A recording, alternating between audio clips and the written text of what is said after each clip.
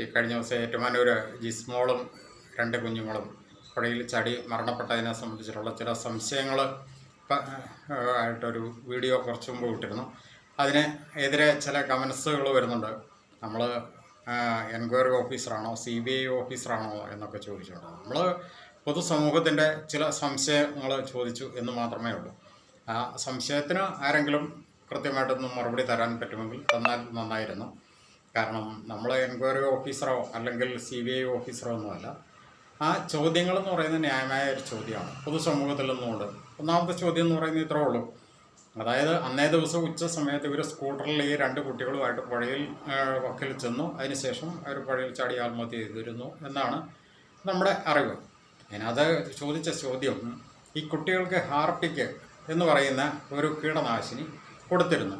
അതിനുശേഷമാണ് കുട്ടികളെ കൊണ്ട് പോയതെന്ന് പറയുന്നത്. സ്വാഭാവികമായിട്ട് കുട്ടികൾ മരിച്ചിട്ടില്ലെങ്കിൽ പോലും കൂടെ അവർ മൃതപ്രായരാണ്. ആ 2 കുട്ടികളെ 4 വയസ്സിൽ താഴെ, മൂത്ത കുട്ടിക്ക് 4 വയസ്സ്, ഇളയ കുട്ടിക്ക് 1 വയസ്സ്, ആ കുട്ടികളെ സ്കൂട്ടറിൽ എങ്ങനെ കൊണ്ടുപോയി എന്നുള്ളൊരു ചോദ്യം. അതൊന്ന്. 2, ഈ ജിസ്മോള് കൈഞ്ഞരമ്പ് മുറിച്ചിരുന്നു എന്ന് പറയുന്നു. അങ്ങനെയാണ് എങ്കിൽ ആ ജിസ്മോളും സ്വാഭാവികമായിട്ടും മൃതപ്രായ തന്നെയായിരുന്നു. അപ്പോൾ ഇതേ അവസ്ഥയിലുള്ള 2 കുട്ടികളും കൊണ്ട് ഈ ജിസ്മോള് എങ്ങനെ സ്കൂട്ടറിൽ അവിടം വരെ എത്തി എന്നുള്ളത്. ആ 2 കാര്യങ്ങൾ. ഇനി മൂന്നാമത്തെ കാര്യങ്ങളെന്ന് പറയുന്നത്, ഇവർ പുഴയിൽ ചാടി ആത്മഹത്യ ചെയ്തു എന്നുള്ളതാണല്ലോ. അങ്ങനെയാണ് എങ്കിൽ ഈ പുഴയിൽ ചാടി ഒരു 1/2-3 മണിക്കൂറിനുള്ളിൽ തന്നെ ഈ 3 മൃതദേഹങ്ങളും വെള്ളത്തിന് മുകളിൽ പൊന്തി വന്നു. അതെങ്ങനെ സംഭവിച്ചു? സാധാരണഗതിയിൽ പുഴയിൽ ഒരു വ്യക്തി വീണും മരണപ്പെട്ട് കഴിഞ്ഞ് കഴിഞ്ഞാൽ 24 മണിക്കൂർ അല്ലെങ്കിൽ 12 മണിക്കൂർ വളരെ അപൂർവമായിട്ടൊക്കെ പെട്ടെന്ന് പൊന്തി വരാറുണ്ട്. ഇല്ലയെന്നൊന്നും ഞാൻ പറയുന്നില്ല. അപ്പോൾ അത് സ്വാഭാവികമായൊരു സംശയമാണ് അവിടെ. ആ സംശയത്തിൻ്റെ നിവാരണമാണ് വേണ്ടത്. പിന്നെ ഞാൻ എടുത്തു ചോദിച്ചൊരു കാര്യം, ഈ വീട്ടിൽ നിന്നും ഈ പുഴവക്ക് വരെ പോകുന്ന ആ വഴിക്ക് ഏകദേശം 15ഓളം CCTVകളുണ്ട്. ഒരൊറ്റ CCTV ഫൂട്ടേജും ഇതുവരെയും പുറത്തു വന്നിട്ടില്ല.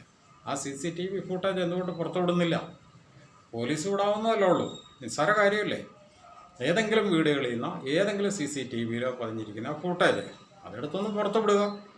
ഈ ജിസ്മോള് ഈ കുട്ടികളെ ആയിട്ട് അന്നേ ദിവസം ഈ ഉച്ച സമയത്ത് സ്കൂട്ടറിൽ പോകുന്ന ഒരു CCTV ഫൂട്ടേജ് പുറത്തു വിടുക. അതെന്തുകൊണ്ട് വിടുന്നില്ല? പിന്നെ അടുത്ത ചോദ്യം, ഈ വേലക്കാരി അന്ന് അവിടെ ചെന്ന് തുറന്നിട്ട ജനലിലേക്കൂടെ ഈ ജിസ്മോളായിട്ട് സംസാരിച്ച് പോകുന്നു എന്ന് പറഞ്ഞു. ജിസ്മോളെ നേരിട്ട് കണ്ടില്ല.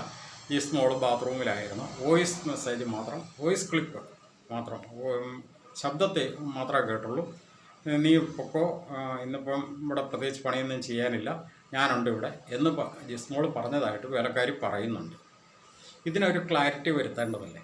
ഇത്തരം കുറേ സംശയങ്ങളാണ് ചോദിച്ചിരിക്കുന്നത്. ഈ സംശയങ്ങൾക്ക് ആരെങ്കിലും ഉത്തരം പറയാനുണ്ടെങ്കിൽ പറയുക. അല്ലാതെ നമ്മൾ CBI ഓഫീസറാണോ അല്ലെങ്കിൽ മറ്റോ ഓഫീസറാണോ എന്ന് ചോദിക്കുന്നതിനകത്തൊന്നും അർത്ഥമില്ല. ചോദ്യങ്ങൾ ന്യായമല്ല ഈ ചോദ്യം എന്നുണ്ടെങ്കിൽ ഈ ചോദ്യം ന്യായമല്ല എന്നുള്ളത് വ്യക്തമായിട്ട് തന്നെ പറയുക. അതല്ലെങ്കിൽ ചോദിച്ച ചോദ്യങ്ങൾക്ക് ഉത്തരം തരാൻ പറ്റുമെങ്കിൽ ഉത്തരം തരിക. അത്രേ ഉള്ളൂ. Okay, thank you.